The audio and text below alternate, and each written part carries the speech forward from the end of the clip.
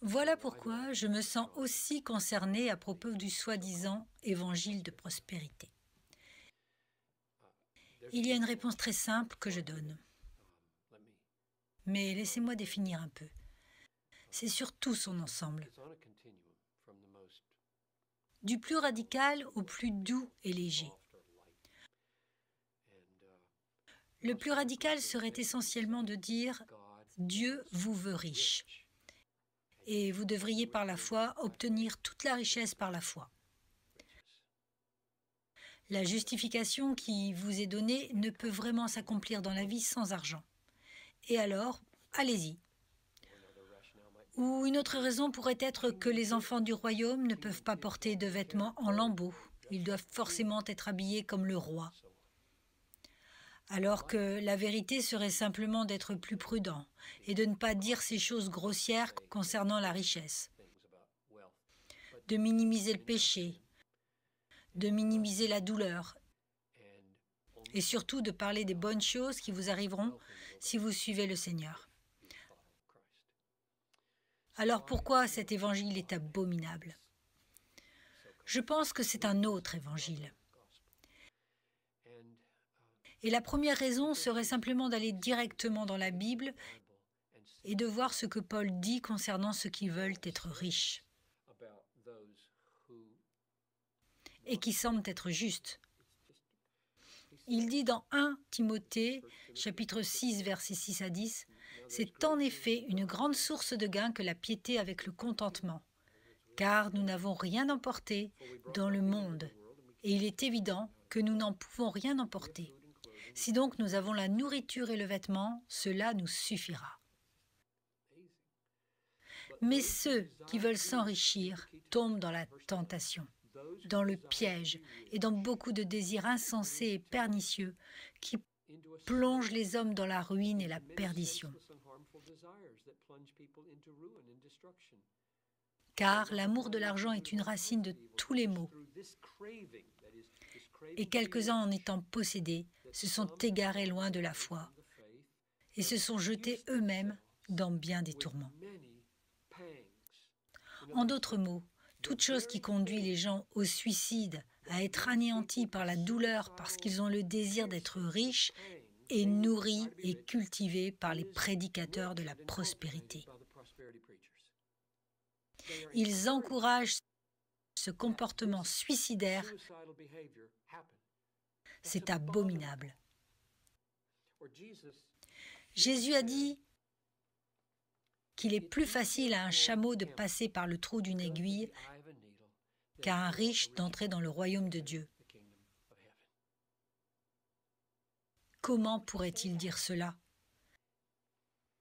C'est parce que les richesses sont des choses tellement dangereuses. Elles ne sont pas une bénédiction en général, elles sont une malédiction. Les gens sont maudits par les richesses, ils sont détruits par les richesses. Et là encore, petite parenthèse, je ne veux pas dire que c'est un péché de gagner beaucoup d'argent. Je veux juste dire que c'est un péché de vouloir garder beaucoup d'argent. Et il est suicidaire de vouloir garder beaucoup d'argent, avoir de grandes granges, des voitures plus grandes, des maisons plus grandes, des portefeuilles plus gros, des vêtements plus beaux, car tout s'accroît avec vos revenus afin que votre conscience devienne de plus en plus dure. Parce que si vous êtes un chrétien, à ce stade-là, votre conscience doit pouvoir vous dire « Ok, ça suffit, c'est le chemin du calvaire, c'est ce que signifie renoncer à soi-même, c'est ce que signifie suivre Jésus, c'est ce que signifie mourir tous les jours, c'est ce que signifie avoir mon trésor au paradis. » Mais il ne le fera pas. Cela ne fonctionnera pas si votre conscience est lacérée pour l'empêcher de tuer votre chair. Jésus dit qu'il est difficile pour un homme riche d'aller au royaume des cieux. Paul dit que ceux qui désirent être riches tombent dans la tentation et sont conduits dans beaucoup de douleurs. Puis viennent les prédicateurs de la prospérité qui disent « Oui, le Seigneur veut vraiment que vous soyez riches, Nous devons poursuivre la richesse.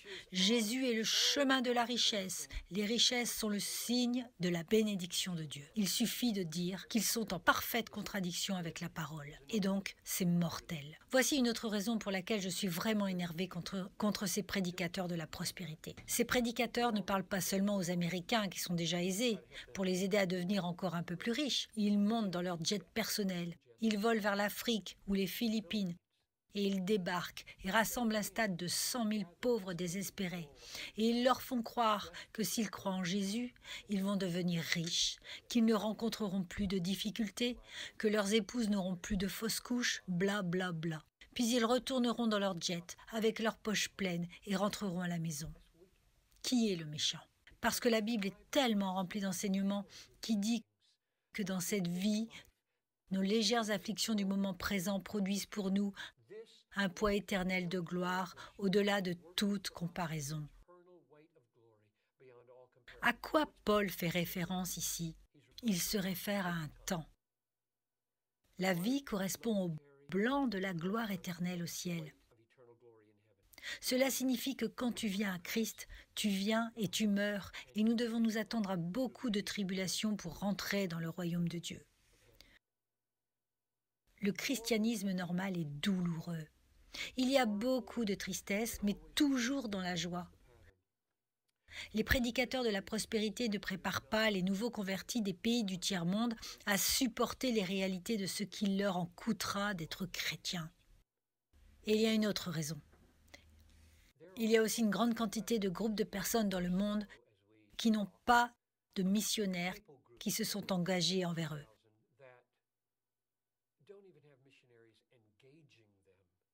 Tous ces gens sont sans espoir. La plupart de ces groupes de personnes sont dans des endroits très dangereux, ce qui signifie que si vous y allez, vos enfants pourraient soit tomber malades ou mourir. Votre femme pourrait être capturée et violée, ou votre famille pourrait être massacrée et tuée. Donc, peuvent-ils y aller? Nous devons y aller.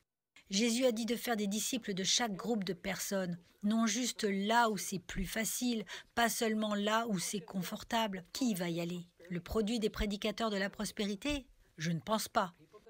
Les gens qui vont aller sont les gens qui ont appris que suivre Christ est de souffrir, mais que c'est bref. Seulement 80 ans et ensuite vient le ciel. C'est ce que je lisais ce matin dans le premier paragraphe du chapitre 21 de l'Apocalypse. Et j'ai vu un nouveau ciel et une nouvelle terre, puis l'ancien ciel et l'ancienne terre avaient disparu, et la mer n'était plus.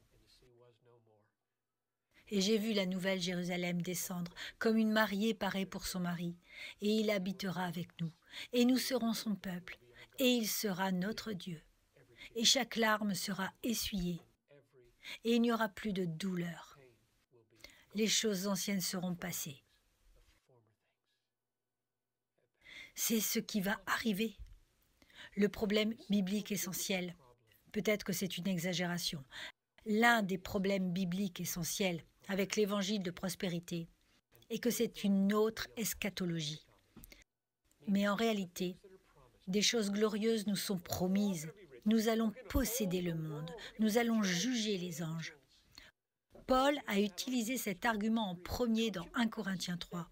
Ne vous rendez-vous pas compte que vous allez hériter du monde? Le monde est à vous, la politique est à vous, soit le monde, soit la vie, soit la mort, tout est à vous. Avec la conclusion, pourquoi vous vanter auprès des hommes? En d'autres termes, pourquoi ne prendriez-vous pas comme chemin de souffrir, d'être humble, gentil et serviteur, et de marcher sur cette route du calvaire, et de prendre la peine d'être chrétien?